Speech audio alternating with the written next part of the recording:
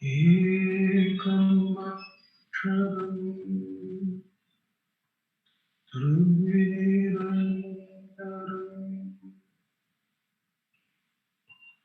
Bhasate Swayam Likyate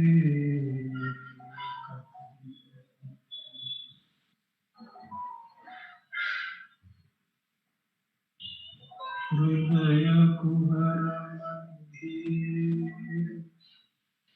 Evam Brahmamotram Yaham Sakshat Atmarupe Lakati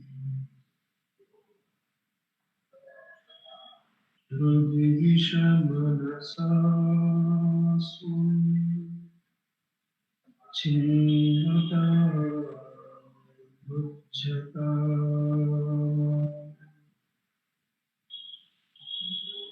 Avanachalanoha Atmanishto Bhavatvam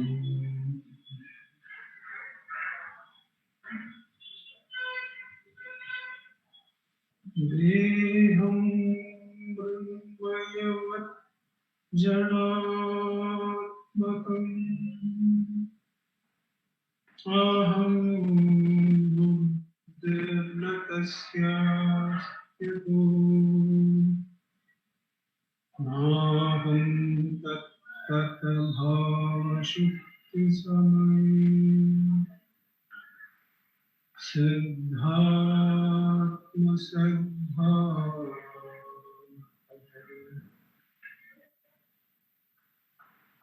Koham Bhavata Kuto Radhiya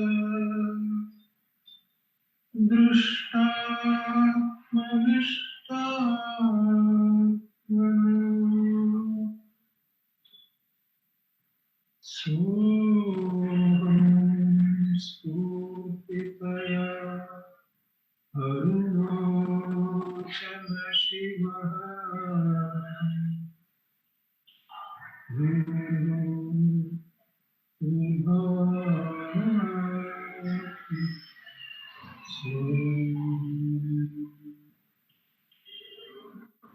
Soham Spurtitaya Arunachala Shivaha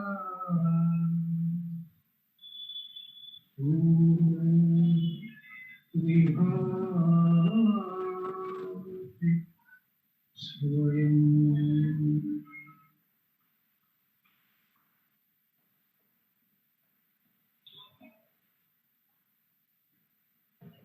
Namo Ramana.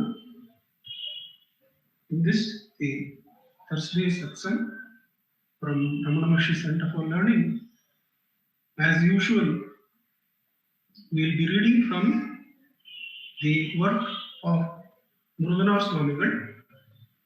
The work is entitled Guruvachaka Kove. It is a collection of Bhagavan's teachings in verse form. Bhagavan too has added his own verses, over 25 in number, to this beautiful collection, which is strung in the form of a garland. We read two verses, one followed by another. Each verse reading will be followed by a short meditation on the meaning, and that will be followed by a 10-minute Atma-Ucharan session. After the two verses and Atma-Ucharan sessions are completed, if there are some questions in the chat, Akka or I will try to answer them. Then there will be the Ashtotram by Vaibhavji and Prarthnama, the chanting. That will be followed by a summation of the satsang through Akka's words, drawing the satsang to a conclusion. We begin today's satsang by reading a verse from Guruvachaka poem. This work is divided into three segments: investigation into truth, meditation on the truth, and experience of the truth. Today we are starting with the verse from meditation on the truth. The subsegment that has come is the creations of Jiva and Ishvara. The creations of Jiva and Ishvara. Verse number 669. The creation of God does not bind the Jiva. The Jiva is given in bracket. The creation of God does not bind. Only the creation of the Jiva, his mind's imaginings, is bondage. Alas, while the father of the son who was dead rejoiced, the father of the living son wept. This is the proof. This is based on a legend, a story, which is given to indicate this teaching, that creations of Jiva are the cause for bondage. I'll read the verse again and then read the incident quoted from Talks with Sri Ramana Maharshi. The verse goes like this: the creation of God does not bind the Jiva. Only the creation of the Jiva, his mind's imaginings, is bondage. Alas, while the father of the son who was dead rejoiced, the father of the son who is living wept. The father of the living son wept. This is the proof. The story goes somewhat like this. The incident is quoted from Talks with Sri Ramana Maharshi, talk number 276. Bhagavan. Creation is to be considered in its two aspects: Ishvara Srishti, God's creation, and Jiva Srishti, individuals' imaginings or creation. Of these two, the universe is the former. Its relation to the individual is the latter. It is the latter which gives rise to pain and pleasure, irrespective of the former. A story was mentioned from Panchadashi. There were two young men in a village in South India. They went on a pilgrimage to North India.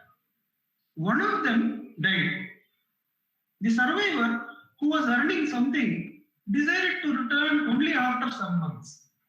In the meantime, he came across a wandering pilgrim whom he asked to convey the information regarding himself and his dead companion to the village in South India. The wandering pilgrim did so, but by mistake changed the names of the one who is alive and one who is dead. He has mentioned the dead person to be alive and the person who is alive to be dead.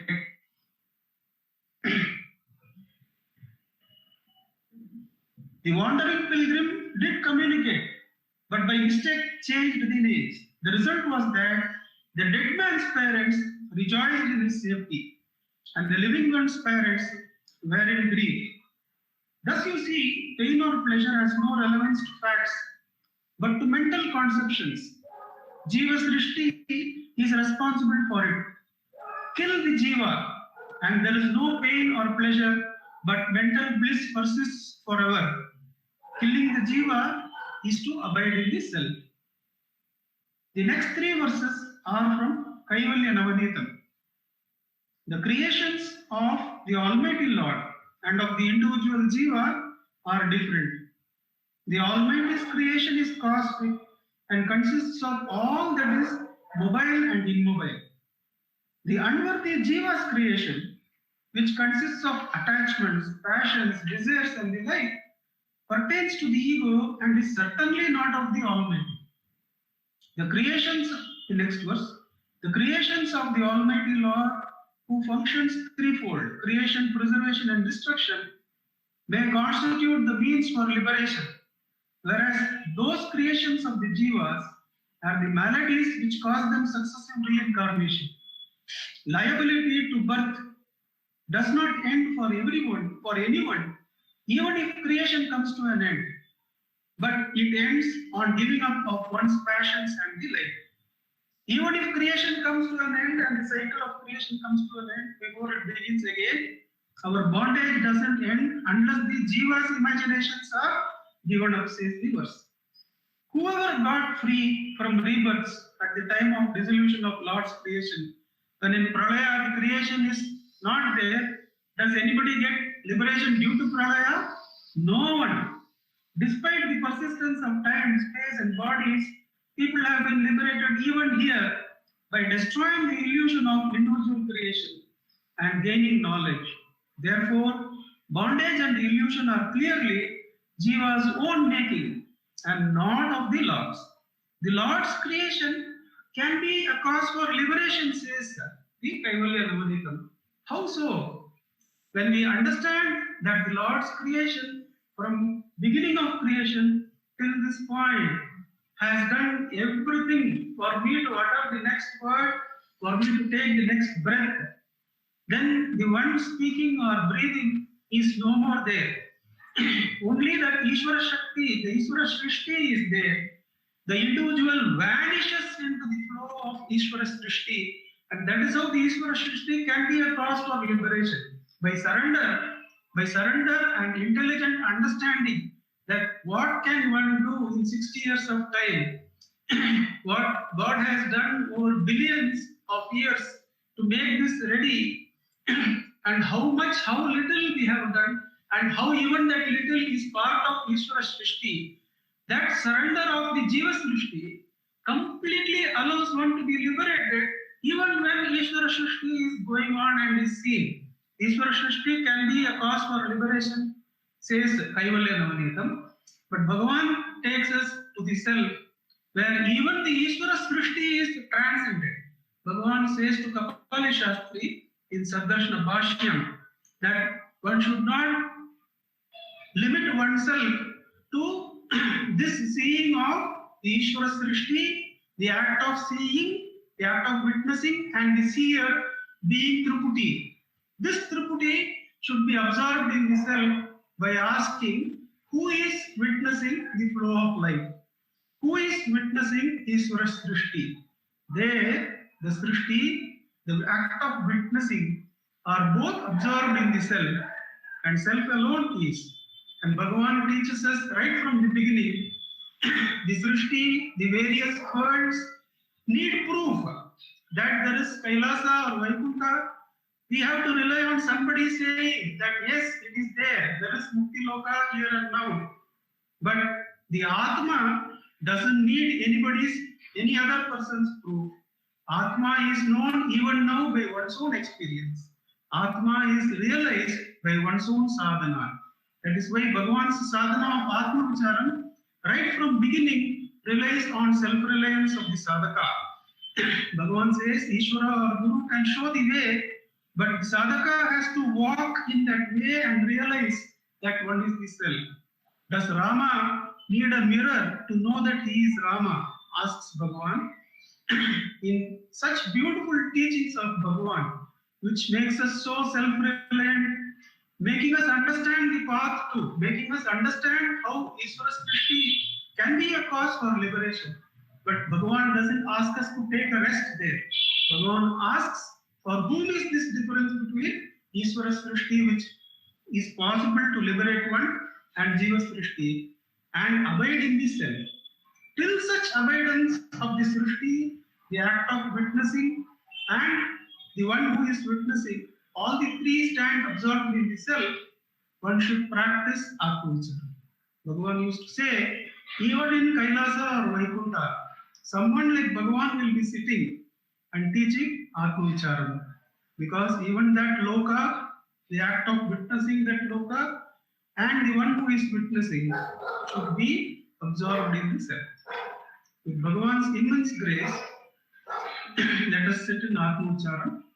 When a thought arises, making us imagine many things about this Srishti, let us not pursue that thought with more thoughts, but let us diligently ask, for whom has this thought arisen? The answer will always be, this thought has arisen for me. Immediately make the inquiry, who am I? The mind, the ego, returns to the source from which it arose, and the thought falls away for want of a pursuer.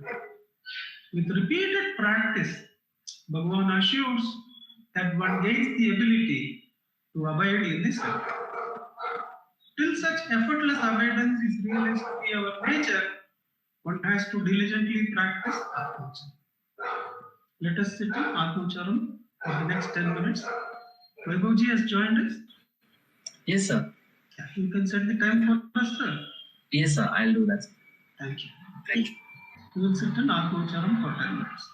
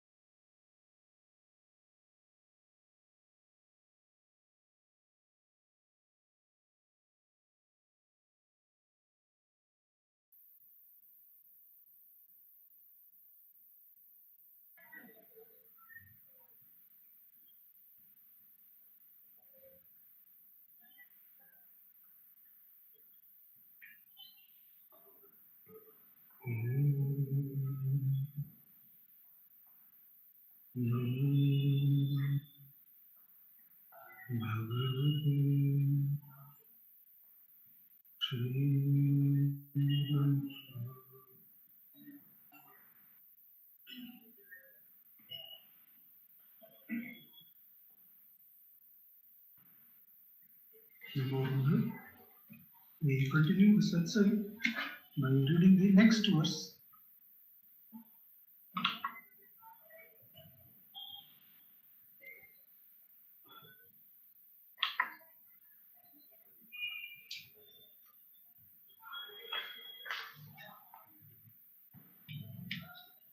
This is from the segment Investigation into the Truth. The subsegment is Enquiry into Consciousness. Enquiry into Consciousness. The verse we are taking is 418. Knowing consciousness through consciousness. This alone is exalted jnana of knowing the fullness of being. Knowing consciousness through consciousness. This alone is exalted jnana, knowing the fullness of being. Arivai, Ariyum, Arive, Porul. Bhagavan quotes from Arunagirinatha and says that the consciousness which is aware of consciousness is the fullness of being, is the supreme being. This sentence seems to match with that. Knowing consciousness through consciousness, this alone is the exalted jnana of knowing the fullness of being. Until you know consciousness through consciousness, you should know that not even a trace of peace will exist for the consciousness. Until you know consciousness through consciousness, you should know that not even a trace of peace will exist for that consciousness. Dvitiyam bhayam bhavati, they say, that when consciousness is aware of another, then all sorts of confusions start. Muruganar Swami, the objects that appear in consciousness are consciousness only. That which knows the mind, that knows each object severally, is also consciousness alone. To know in this way, without any mental movement, is the import of knowing consciousness through consciousness. After obtaining this knowledge, what remains is only jnana. Until then, there is no piece of consciousness or consciousness, because prior to jnana, that consciousness appears in the form of a mind that is always moving. 2 points. The objects that appear in consciousness are consciousness only. All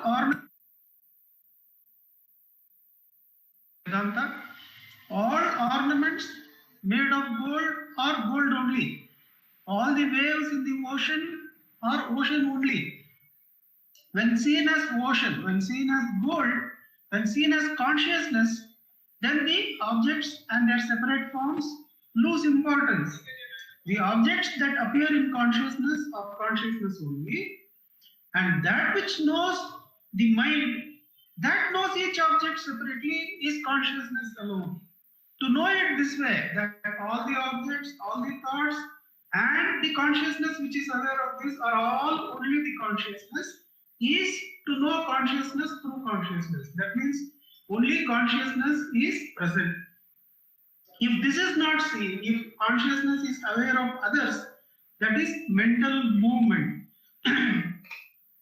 Bhagavan, there is a quote from Padamalai. Bhagavan, if you abide as consciousness by knowing consciousness, the profound delusion caused by the frenzied obsession with the sense objects will come to an end. All the frenzied obsession with sense objects will come to an end when we understand that all those are made of consciousness only, or in fact only consciousness. Out of all the sadhanas that are worth performing, knowing consciousness is the only excellent and definitive one. To abide as the self, pure consciousness, bereft of subtarival, this is the meaning of knowing consciousness through consciousness. To abide as the self, the pure consciousness, bereft of subtarival. Subtarival means objective knowledge. That which consciousness feels something other than that exists and tries to analyze that and know that other, that is subtarival. So when that subtarival is completely eliminated in self-knowledge, that is knowing consciousness through consciousness. Know this statement to be the great and glorious meaning of the unique phrase Summayil that tells you to be still. What is Summayil? It is Arivai Ariyum Arivu. Tannai Aridalindri Pinnai Edarigilyan. Other than the self, when nothing else is perceived, when the understanding that no change has come in me as the being consciousness, I am unchanged despite the creation and despite the one who is said to have gone some 50 years ago, 30 years ago, 40 years ago. Despite all this, there is no change in me. Absolutely, I remain as the consciousness that is aware of consciousness without being affected by any of these happenings. That is self-knowledge. To abide in the self, that absolutely no change has come about in me and I remain as the self. That is knowing consciousness through consciousness. That is abiding in the self. That is where the mind gets rid of all confusions and comes to absolute peace. That peace, which has no change, can not be disturbed by anything. Bhagavan says, quoting the Bhagavad Gita, that in the Bhagavad Gita Saram, that just as the space is not affected by the changes in the other four elements, this consciousness, which knows consciousness as unchanging, is unaffected by any other thing. It remains completely unaffected and unchanging. And that is me, that is I. Till such understanding, till such knowledge that absolutely no change has come about in me is abided in, one should practice Atmacharam. The practice of Summa Irutha.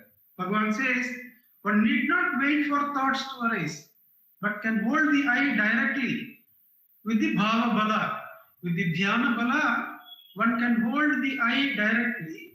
And Bhagavan says, this is Mulu Muyarchi, or being still. But why is the effort required? The effort is required because some proclivities make that effort to be required. And that effort has to be put to erase the proclivities. And when all the proclivities or vasanas are erased, then one abides in that consciousness which knows consciousness. One abides in the self effortlessly. Summa Iruttal becomes our nature. One realizes that absolutely no change has come about in me. Till such effortless abidance in that unchanging self is realized as our nature.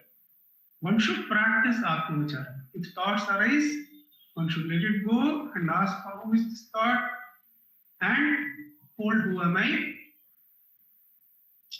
If not waiting for thoughts too, one can directly hold the I, and with that Bhava Bala that is required to keep the vasanas in abeyance, one can directly hold the I in Summa Irutha. Let us sit in Atmacharam for the next 10 minutes. Vaidhoji, you can set the time for us. Yes, sir, I'll do that. One small announcement. After the second verse, Vaidhoji and Pratnama will chant. We will do the floral offering here. Then Akash summary, summation will be done. Then the Arati can be done by Manjunath sir here.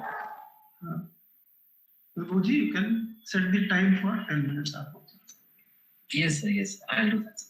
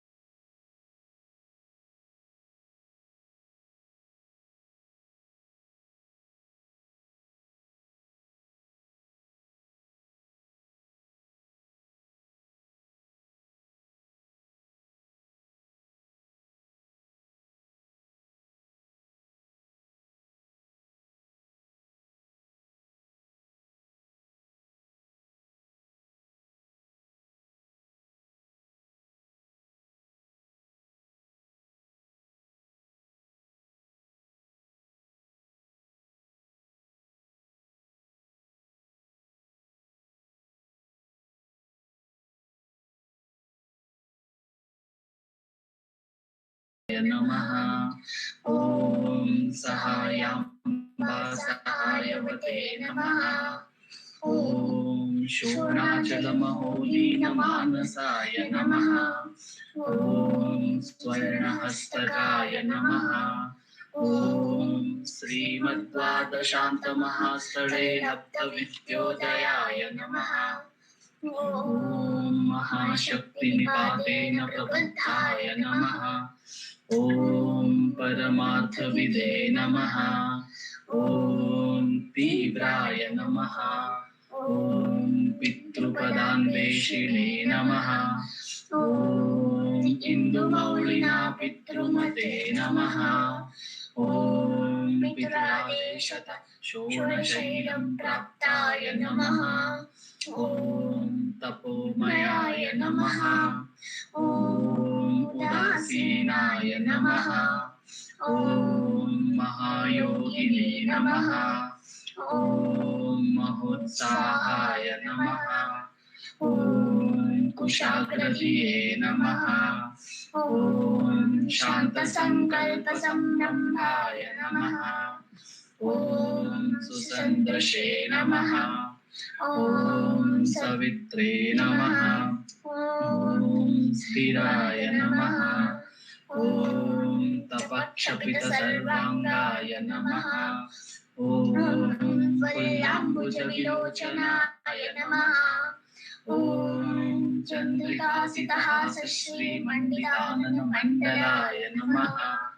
ॐ च्यूतवाट्यां समासीनाय नमः। ॐ चूर्णिताखिलविभ्रमाय नमः। ॐ वेदवेदान्ततत्त्वज्ञाय नमः। ॐ चिन्मुद्रिणे नमः। ॐ त्रिगुणातीताय नमः। ॐ विरूपाक्षगुहावासाय नमः। ॐ विराजतचलाकृतये नमः। ॐ उद्दीप्तनयनाय नमः। ॐ पूर्णाय नमः। ॐ रचिताचलताण्डवाय नमः। ॐ गम्भीराय नमः। ॐ परमाचार्याय नमः।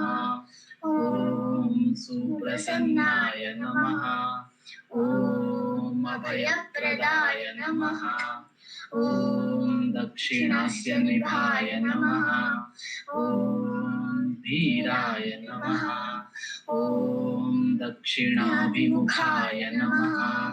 ॐ स्वराजे नमः। ॐ महर्षये नमः। ॐ भगवते नमः। ॐ ईड्याय नमः। ॐ भूमविद्याविशारदाय नमः। ॐ विमलाय नमः। ॐ दीर्घदर्शिने नमः। ॐ आप्ताय नमः। ॐ ऋजुमार्गप्रदर्शकाय नमः। ॐ समदृशे नमः। ॐ सत्यदृशे नमः। ॐ सत्याय नमः। ॐ प्रशान्ताय नमः। ॐ अमितविक्रमाय नमः। ॐ सुकुमाराय नमः। ॐ सदानन्दाय नमः। ॐ मृदुभाषिणे नमः। ॐ दयार्णवाय नमः। ॐ श्रीशूणाचलरिग्बोधस्कन्धाश्रमनिकेतनाय नमः।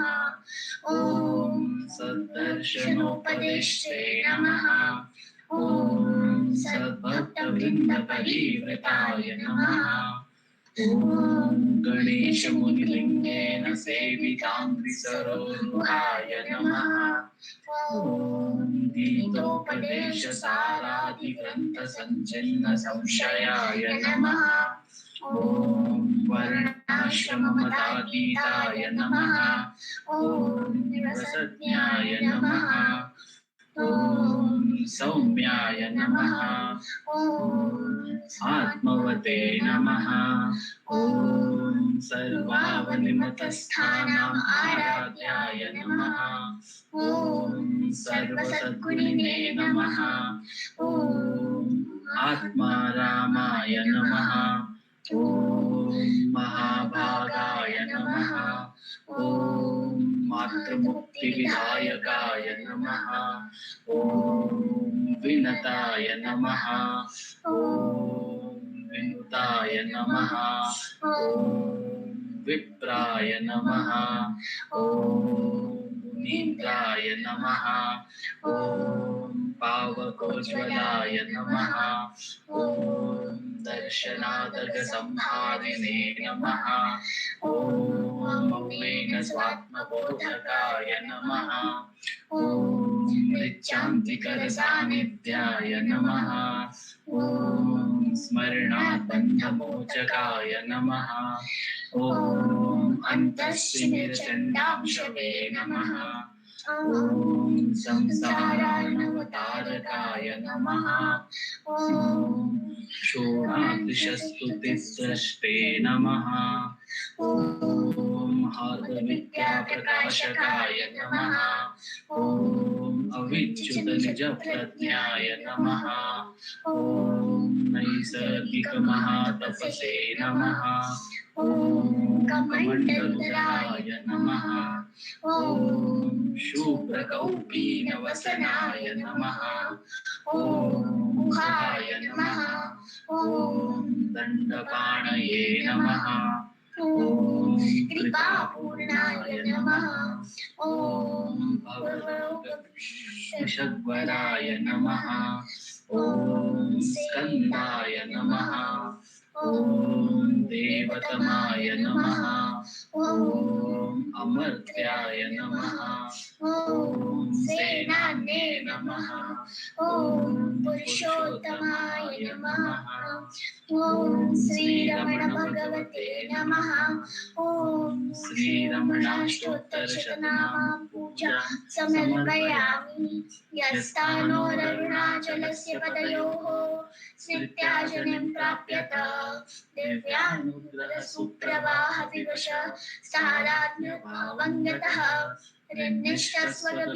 नित्यतपसा लोकाम्बुनाशेखरात् तस्मै श्रीरमणाय ते नमः लोकोत्तरज्योतिषे ॐ नमो भगवते श्रीरमणाय।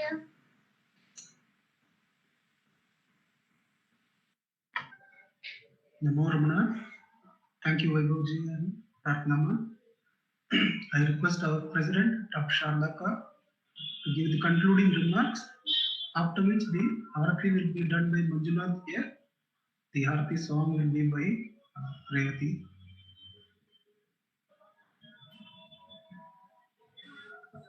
Namo Ramana. Prostrations to Ramana, shining as the self in all beings.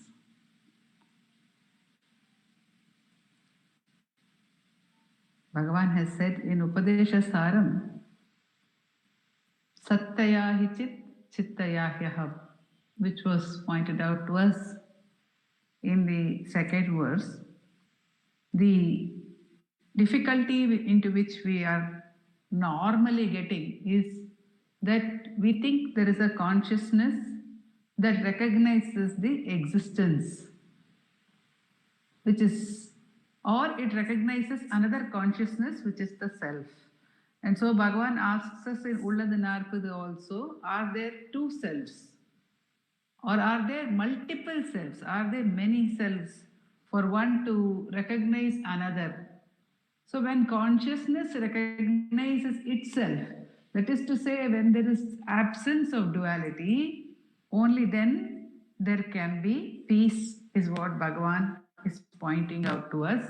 And even the slightest rising of duality gives room for fear, gives room for sorrow, because there will be desire the moment there is a division. The moment there is something outside of us, there is a division, there is a need either to attain that something outside of us, because we believe it is outside, or there is fear of that something which is outside of us, either because it is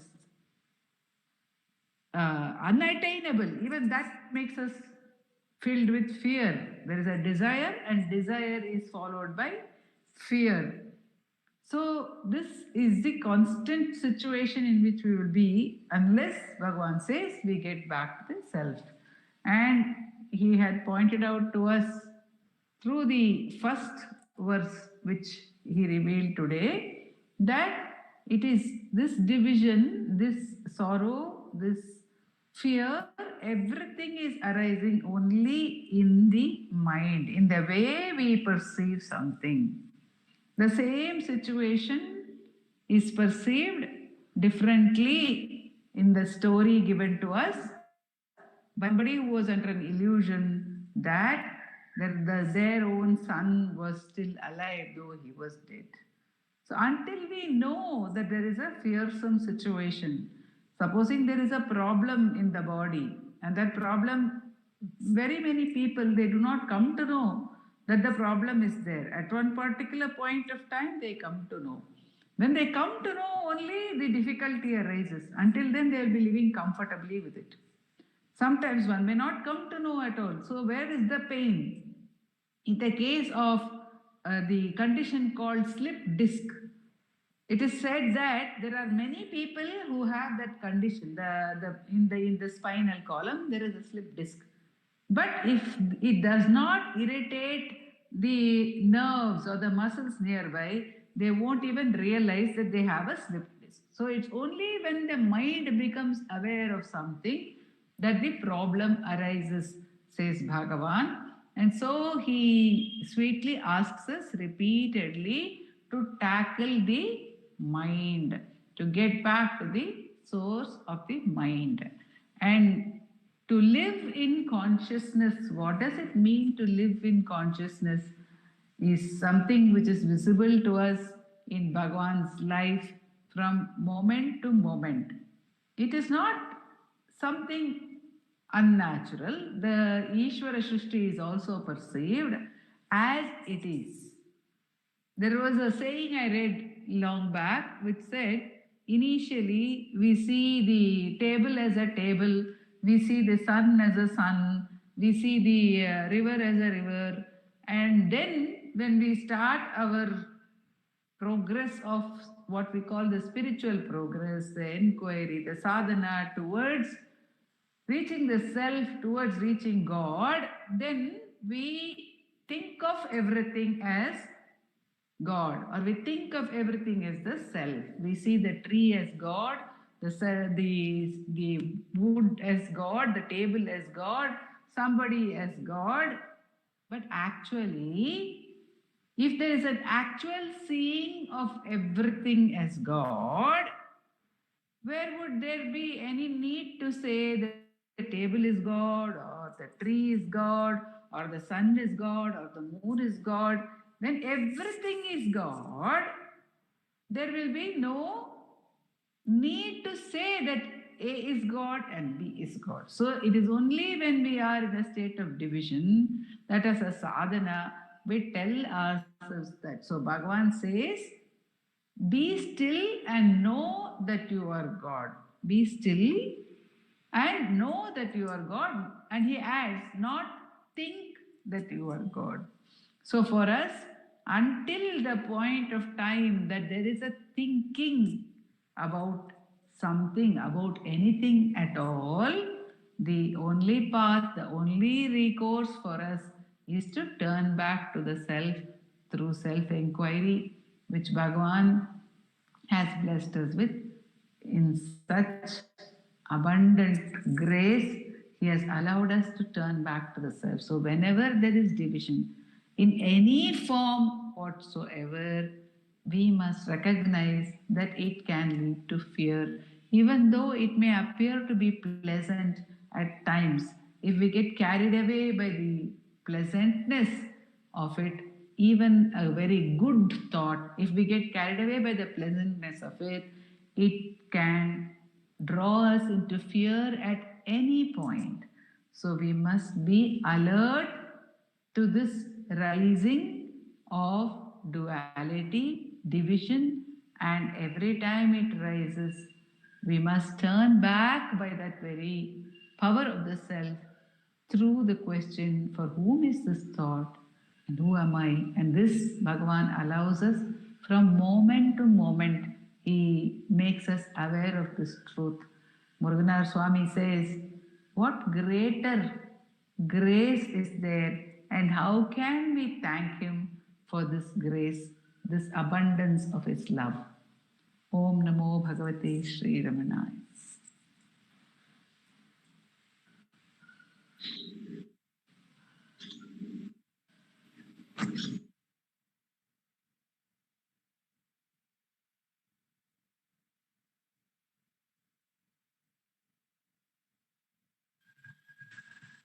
Namo Namo Namo रमण सदाशिव प्रभावरण नमो महर्षि नमो महर्षि नमो नमो नमो रमण सदाशिव प्रभावरण नमो महर्षि नमो महर्षि दर्शन सुख मंगल मुख सकल जीवहित सम्मुख ब्रह्म संघिये सदा तुष्ट सदा हृष्ट सदा शिवानंद पुष्ट परम महर्षि ब्रह्मनिष्ठ समदर्शी नमो नमो नमो रमण सदाशिव प्रभावरण नमो महर्षि नमो महर्षि ನಮ್ಮ ಮನವದೊಂದು ಕಾಡು ನೀನರಿತಿಹೆ ಅದರ ಜಾಡು ಹಿತವನರಿತು ನೀಡು ತೆಮ್ಮ ಕೊರೆಯ ತಣಿಸಲೈ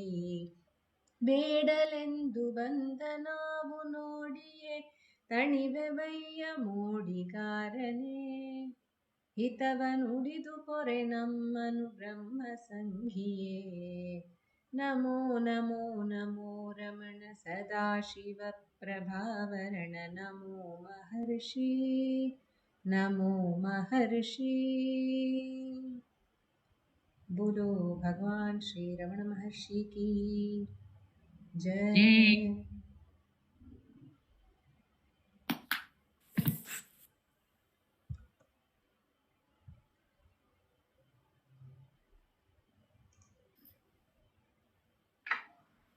Namo